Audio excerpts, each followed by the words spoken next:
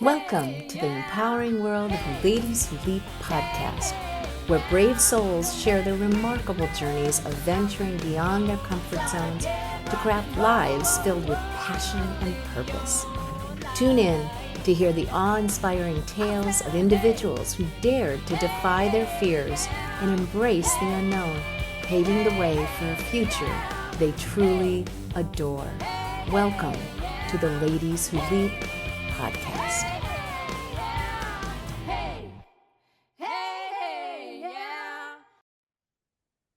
Hi, welcome to Ladies Who Leap podcast. And I'm really excited because I have a guest today, Elaine Belson. Elaine is a psychotherapist, life coach, and public speaker with over 30 years of experience. At the age of 42, Ms. Belson joined the U.S. Army and deploying to Afghanistan, where she served as the executive officer for Medical Command. She has a knack for speaking in soundbites and has dozens of expressions and three-step strategies she calls mantras. We'll talk about that. She also hosts a YouTube channel called Ask the Therapist with Elaine Belson, and we'll talk about that too. That's very cool. Welcome, Elaine. Thanks for coming. Thank you so much for having me. I'm really excited to get talking. We always have a conversation before we get on the podcast, and you're a fascinating person. And the leaps that you've taken, probably a bit more than other people's, but let's get into what we're going to talk about. Now, I mean, we will talk about your entire life history that includes joining the US Army, but I'd like to know if anything in your childhood had an impact in becoming first a psychotherapist and then maybe even influenced your decision to join the Army.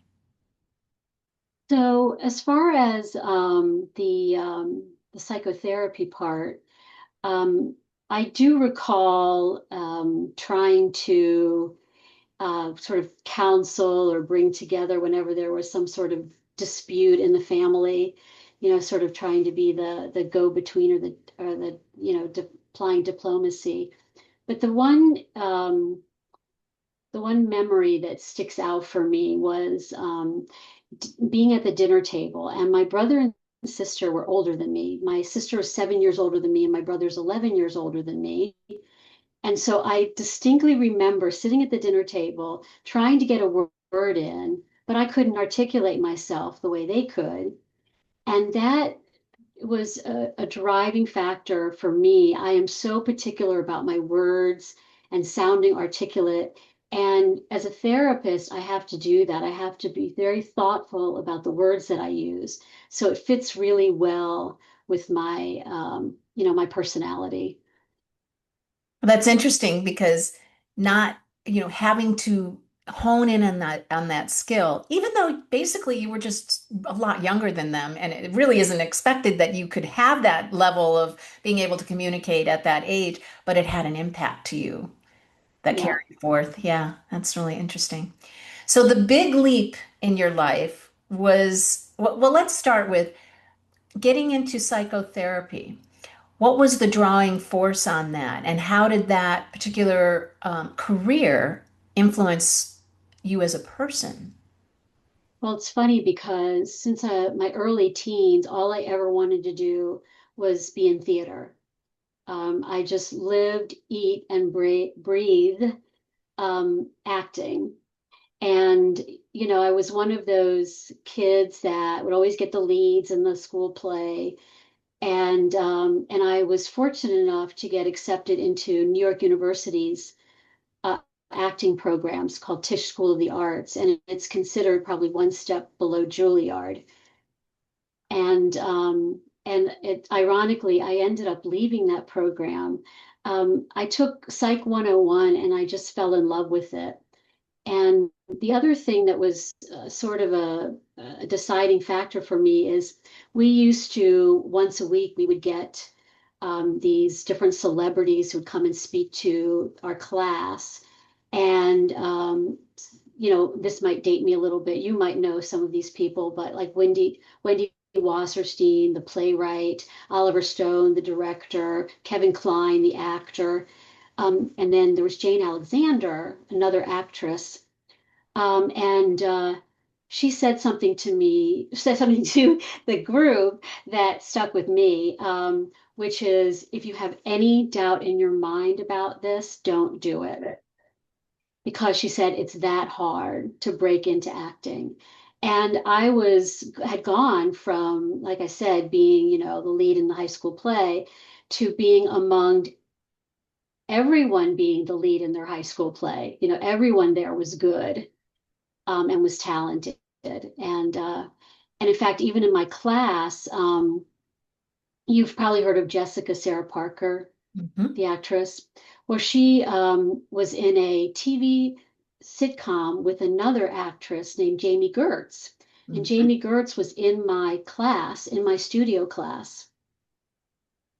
So we had a lot of really talented people, and I think that was another deciding factor. Yeah, because I mean, I have to admit, I did some acting classes and some acting when I was younger, and it did sound really scary. However, it's a great tool to use. It's a skill that you have when you're doing public speaking or speaking on a video or, anything like that. You can take those skills that got through that schooling and when you were in high school and everything, and you can use them later in life. So it definitely had an impact, right? Hmm. Oh yeah, for sure. It's one of those skills that you can always use, and I think public speaking is a skill that you can always use. Yeah, So, you can use the and act. we know how many people are so terrified of doing that. Yeah, but having done some acting, it gives you that courage in a lot of ways. Right. Yeah. Yeah. If anything, I think, those of us who've done acting are a little bit on the other side. We're a bit of a ham and we enjoy getting up in front of an audience. So, Yeah. So after being a psychotherapist for how long before you joined the army? oh gosh. Let's see. It was 1993, and I would have been what, 33 when I first, no, I'm sorry. I was about 25, I think, when I graduated with my master's degree.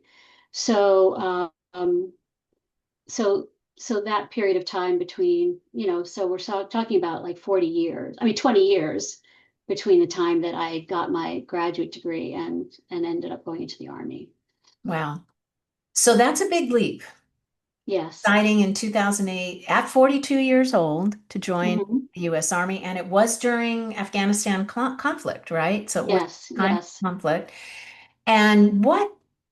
How did you lead up to that decision? Where did that decision come from? And again, it takes a lot of courage. So where did that leap come from? It's funny that people see it that way because, for me, taking risks, has always been a part of me, but not in the, traditional sense that people think of, like jumping, off of a cliff, with a bungee cord, or jumping out of a plane. Not that kind of risk taking, but on a professional level, I've tried a lot of different things, reinvented myself many times over. Um, but what was the question again? It was what led you to actually decide to Oh, right, right, join the right, of US. course. Yeah. So, yes. So I've always wanted to have a bigger impact. The idea of, the house with the backyard fence just never appealed to me. I always wanted to do something more. I guess maybe it was that theater instinct in me, right? And so the more I thought about it, well, what happened was is we went to an air show, near where I live in Southern Maryland at Andrews Air Force Base. And I had never thought about the military before. If anybody told me, 10 years earlier that you're going to go into the military, I would have thought they were, needed a rubber room, right?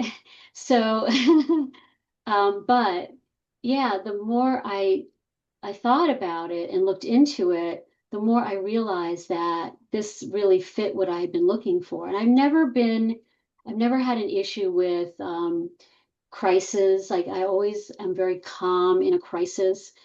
And I noticed that about myself. So, yeah, like the funny thing is once I joined, and I talked to people about it, and I explained to them that I joined because I wanted to be part of something bigger than myself and have a larger impact. And everybody in the military understands that. They get it, right? And imagine my surprise when there was even a commercial where they had a young woman talking to her parents about wanting to go into the military, and she said exactly that. That you want to be part of something bigger. Bigger than herself and have a bigger impact. Yep. Yeah. But you were unique in being 42. I mean, did you feel fit and healthy? Did you have to go through a certain amount of training? Did that cause any difficulty or anything? I mean, hey, 42 is really young to me anyway. Yeah, me too. I just turned Yeah. 60. Yeah. So, but at that age, still, it was a little different to join the army at that age. Most of the people that were joining were probably a lot younger. Yes. Although we had some that were going from what's called green to gold. So they were going from enlisted to commissioned officer. And so, some of them had been in the army for a while. But it's it it wasn't it didn't feel like a leap as far as, from a physical standpoint. But, keep in mind that I was going in as a social work officer. So we were part of something called AMED, Army Medical. And so it's a different criteria. We're not, I wouldn't say that we aren't in the front lines because back in those days, everything was the front. We used to say everything was the front line. You never knew where, combat was gonna occur. And in fact, even being in Afghanistan at the major airfields, we still had, attacks, some of them mortar attacks that did reach into the center of of the airfield, but most of them were not able to get that far into the airfield. But in any case, yeah, so it was different, and there wasn't the stringent criteria physically as you might think of when you think of the military, and particularly when you're enlisted. What did that do for you going into the army? Now you wanted to get involved in something that was bigger than yourself. When you got in and you were serving, how did that change you as a person, if it did? Well, it changed me a lot, actually. And I really saw it once I got out. Well, for one thing, I ended up getting a divorce because I realized that, my marriage was not, we were great friends, but we weren't great, I think, as far as from an intimate standpoint, right? And I really came out of my shell before I met my husband. I'd never really been in a relationship. I met him when I was like 25, 26 years old. Yep. And so after that, I was much more comfortable dating. I colored my hair for the first time, got, highlights in my hair and got my nails done. I would never have done any of that because I didn't like, people making a fuss over me. That made me very self-conscious. So, so there were a number of ways in which I really came out of my shell after that. Yeah.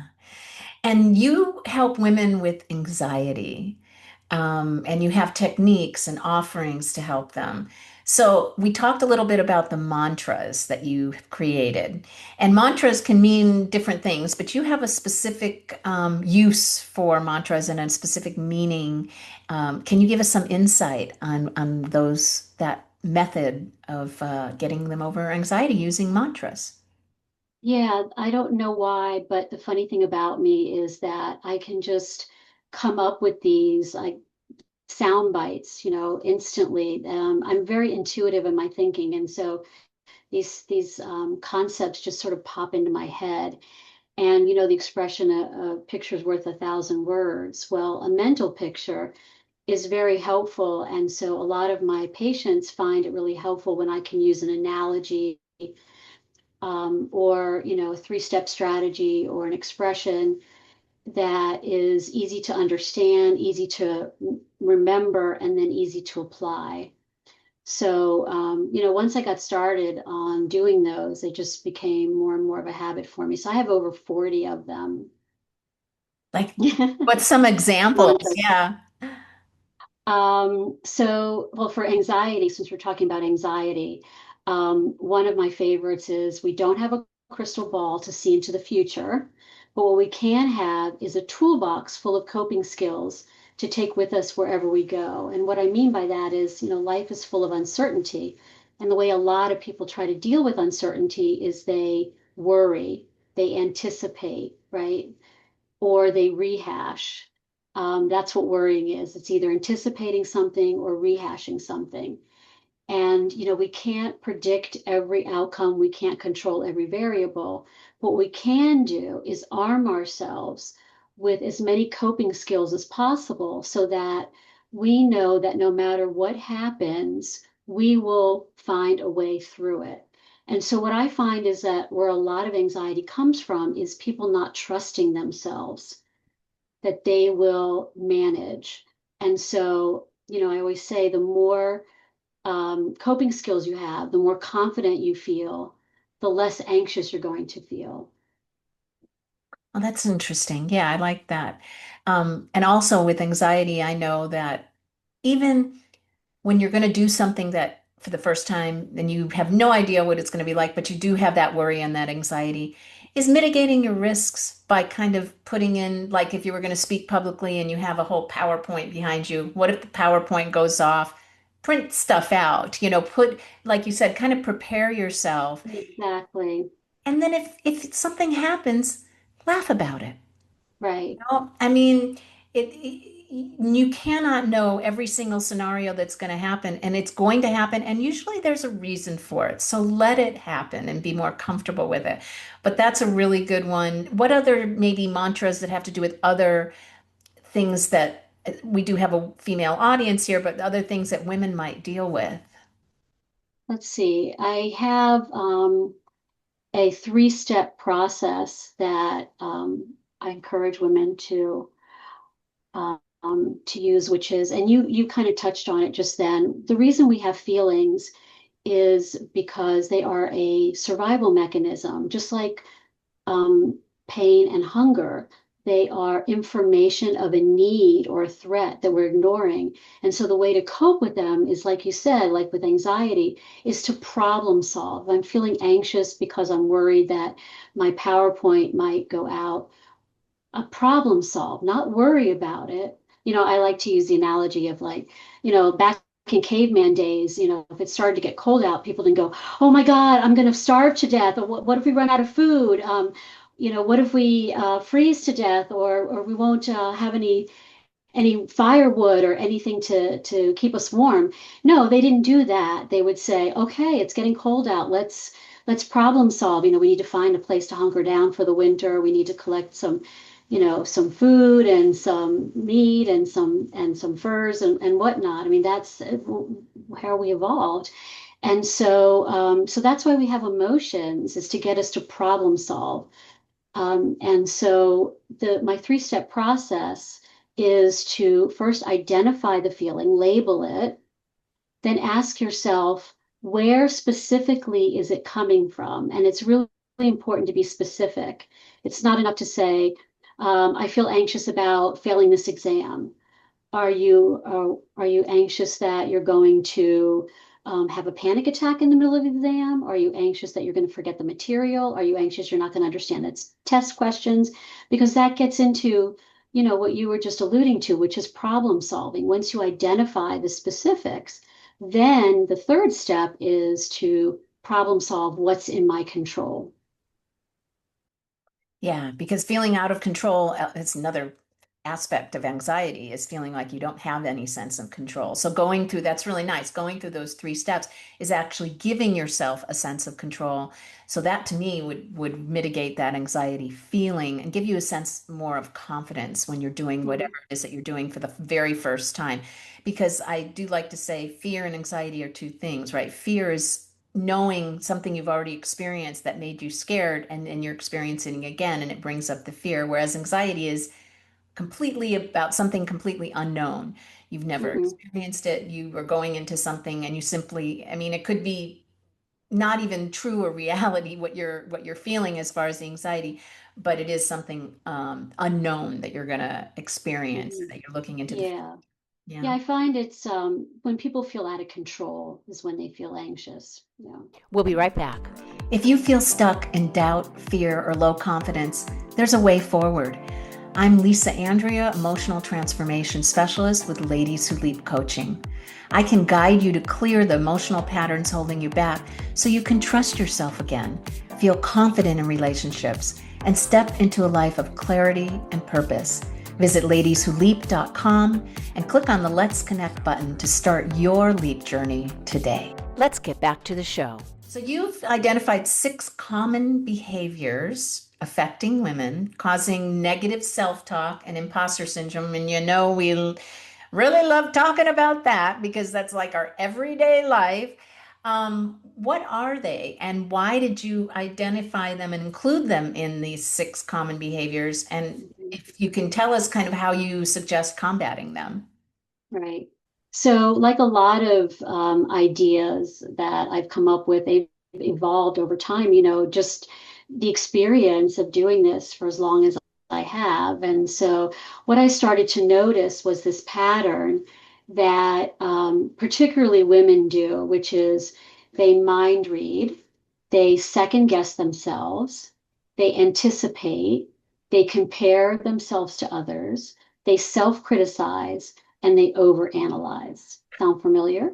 I think a bunch of us could go, yes, yes, yes, maybe, yes. Right, exactly. And what I want people to understand is I like to say it's like chocolate cake because sometimes when you're upset, right, you might reach for chocolate cake. And so what happens is that when we experience uncomfortable feeling, instead of reaching for chocolate cake, we reach for these what we call, types of you can call them overthinking or ruminating is what we call them in the field. But that type of thinking is really it's a way of coping with uncomfortable feelings. So anytime you catch yourself doing any of those things, what you want to do is stop and ask yourself, again, go back to the feeling. What am I feeling? Where is it coming from? What's in my control? Right? Because all of the only thing that overthinking, or I call it the bully, ditch your inner bully is one of my talks with imposter syndrome, ditch your inner bully. Um, the only thing that does is make you more uncomfortable. It makes you feel worse. Yeah. Yeah, imposter syndrome. And just one of my things that I say all the time is that as women in your field or just friends, support each other. When you see someone you identify some of those common behaviors that you just listed in somebody else, Mhm. stop and say, hey, wait a minute. No, you are good at what you do. Please be proud and grateful for what you've done and that you can accomplish it yourself. You are really good at just supporting each other and giving each other the boost of so that they can have a sense of confidence and then hopefully help with getting over some of those common behaviors and those thoughts because we all experience it and we kind Right. of forget. I mean, it's that we experience it so much we're able to see it in other people. Yes, it's funny you say that because I have the other thing that I teach women is how to self-validate. And I say to them, you already know how to do it because you do it for other people all the time, right? We would never tell somebody else, look, if you want to avoid failure or rejection, you need to mind read, second guess yourself, self criticize, over. No, right? We recognize that those things are not helpful. What do we tell other people? You're great the way you are. Don't worry about what other people think. And so, but that way, through my method of self-validating, you can tap into that, right? And why does that happen? Because when we're talking to ourselves, it's from a place of fear and insecurity, right? The emotion mind. When we're talking to other people, it's from a place of reason and values, like this is how you treat people. So I have two self-validation techniques called Be Your Own Best Friend and Opposite of the Golden Rule, more of my mantras. More of the mantras. That's fantastic. Oh my gosh. So I like your unique offering in your YouTube channel. It's called Ask the Therapist with Elaine Belson. And it is, again, kind of a quick ask and answer type of thing. Can you explain what it is so people can understand? Yes. So I answer common questions that people have about, that are anything mental health related. So anything, parenting, communication, imposter syndrome, right? Low self-esteem, depression, anxiety are some of the different series of questions that I usually like will do like a series of questions centered around a topic. And then, I welcome people to uh, post their own questions that I can then, make videos out of.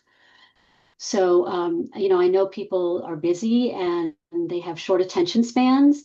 And since I tend to think in sound bites anyway, it seemed to come naturally to just do like these 1 minute videos. And so that's what I do. I answer questions in under a minute. Each video is under a minute. But of course, if you really, it's like the whole series. If you listen to the whole series, you'll get a full, um, you know, advice about how to handle a particular issue.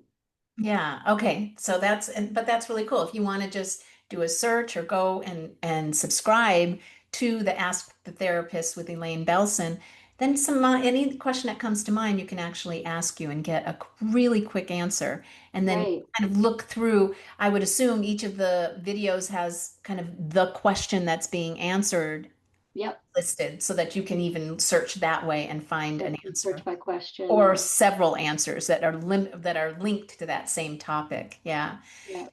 And you do speaking engagements, which we're talking about earlier, brings your acting abilities coming in and your skills that you learned. What's your focus in sharing information with the audiences when you do speak? Well, I have a signature talk called Ditch Your Inner Bully, which is about overcoming imposter syndrome because it's such a common struggle among women. And so, um, you know, I want to help women to learn how to manage it themselves, that they don't need to rely on anybody else in order to feel good about themselves, right? That they have the ability within themselves to overcome, whatever self-doubts that they have. So there's that. I've done presentations on work-life balance. I have expertise in communication and I parenting. I even have a talk on law enforcement and de-escalation Mm. because that's such a complex and a big problem in general right now, but it's also a complex one, and we don't really approach it um, in the full way that it needs to be. Yeah, so you're touching on a lot of subjects that would help. Yeah, when you've been doing work this long, you you learn to be an expert in a lot of different things. Yeah. And how I would assume that even being in the U.S. Army has really influenced what speeches that you give to folks. I mean, do you talk about that journey going into the Army and how it changed you? Is that anything that you speak about, or do you include that in your speeches? Well, it's funny you should ask because I have done presentations to people in my field on the culture of the military. Because, if you've never been in it, it's really hard to understand. And so I give them, I've done a presentation where I give them sort of an inside view of, how military folk think and, what's hard for them and what's actually things that you might not think you might think are hard for them aren't hard for them, like deployment. That's what they're trained to do, and so that's a good example of something that people might think is hard, but for most people in the military, they look forward to deployment. even though they recognize there's a risk attached to it. Mm. Have you, when you've done any of your speaking engagements or the people that you've worked with in your psychotherapy, any stories of someone who is just kind of sticks out for you that just really touched your heart that you were able to help them overcome something? Well, when you do this work, you run into a lot of people with trauma, and I think people don't realize that trauma is a lot more prevalent, than I think people realize. So I have one patient, which is kind of neat because I was working with her when she was 17 and I was in my 30s. And she was really struggling back then. She had been through some sexual abuse and some abandonment issues. And her mom really didn't know how to to handle the situation. And so she was very, rebellious. And so I worked with her for a while and then I don't remember what happened, um, how we ended up. I know I took a break, I took a hiatus, and that might be when we stopped working together. But, fast forward, gosh, how many years are we talking now? At least 20 years. And she reached out to me, and now we're working together again. Now she's in her 40s. She has a son. She's a nurse, and she went through a lot of, trial and error along the way. But she she's one of those patients that I think, just really kind of stuck with me. And I'm so glad that she reached out and we were able to work together again. Wow, Like really reconnect. bad for Yeah, her, that age. yeah, that's a really nice story.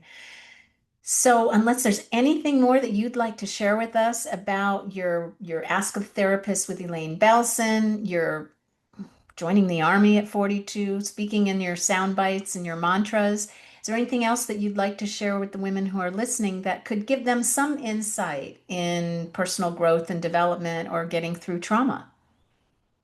Another one of my favorite mantras is when you embrace your mistakes, you disarm your enemies. And yeah, and so what I tell people is that, it's okay to not know something. It's okay to not be good at something. It's okay to not fit in. But if you forgive yourself for being human, then nobody can make you feel ashamed of it.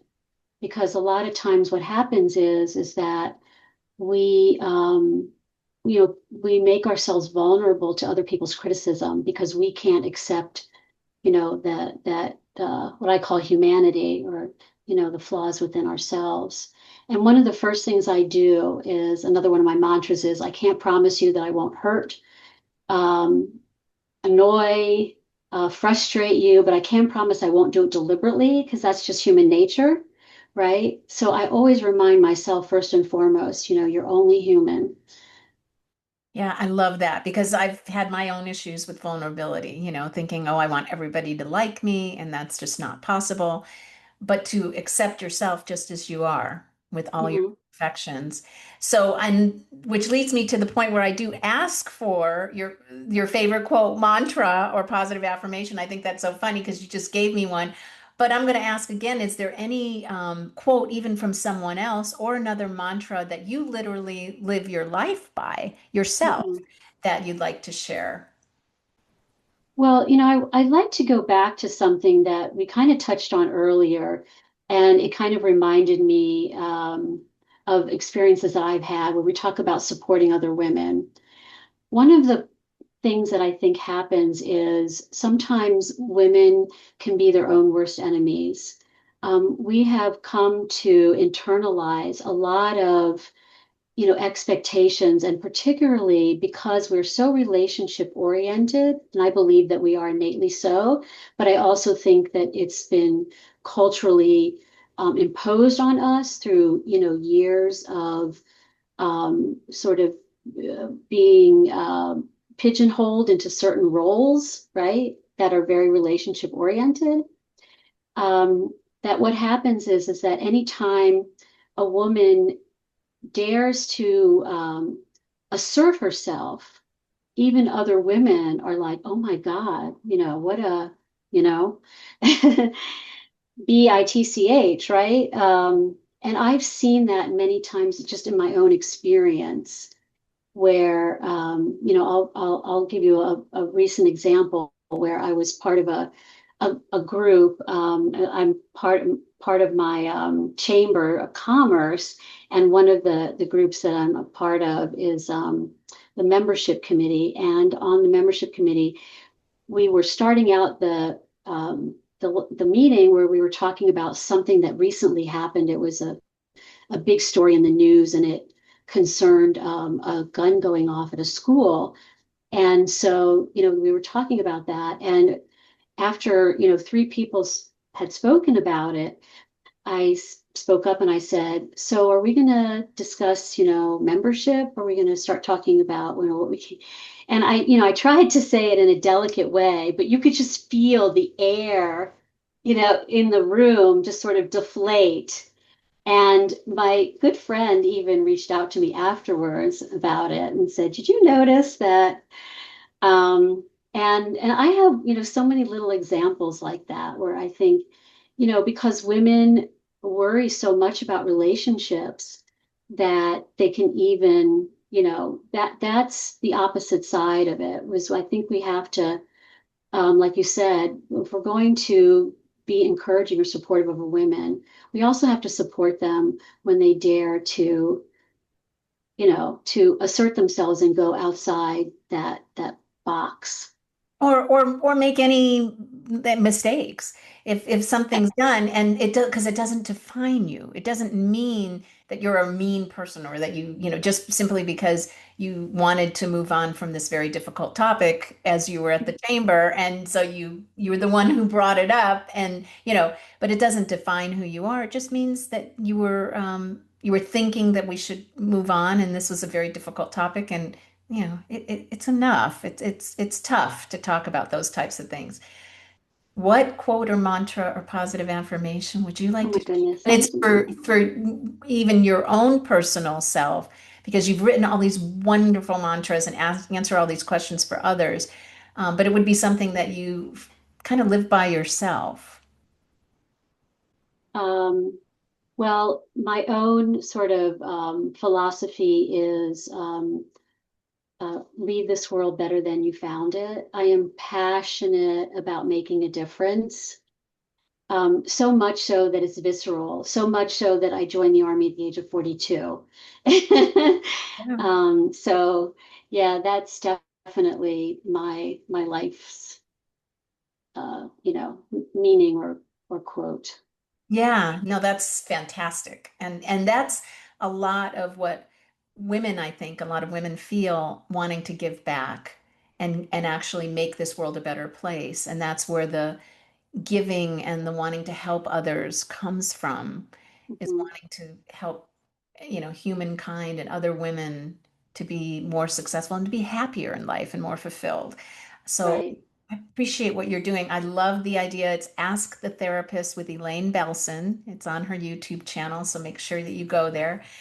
How can other people, how can anyone learn about you? What is a couple ways, since they're listening, that they can get more information about you and your speaking engagements, or hiring you to speak? What would they do? Where would they go? So I have a website and it's simple. It's elainebelson.com, ELAINEBELSON. Perfect. Well, that's a great place to go. And thank you, Elaine, for being here and talking about your kind of very unique way of changing your life and looking for your own courage and your own self by joining the army at 42. So that's very, very unique. And all the work that you do with your psychotherapy. Thank you so much. And sharing it with everyone. So thank you for sharing it with all of the listeners. And for everybody listening, please remember to like and subscribe and make comments. And if you have a fantastic leap story to share, get in touch with me. I'd really love to share it with the world, because sharing stories about women like Elaine and what they've done for others and what they've done to better their own lives is how we learn how to do it ourselves.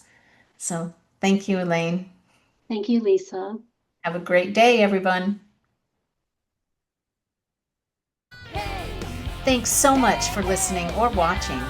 Please subscribe to the Ladies Who Leap podcast to be notified of new episodes. And I would love to hear from you. Let me know what works, what doesn't, and if you have a story to tell, please reach out. Come join the Leap community at the Ladies Who Leap Club Facebook group. Remember, leaping out of your comfort zone is where the growth happens.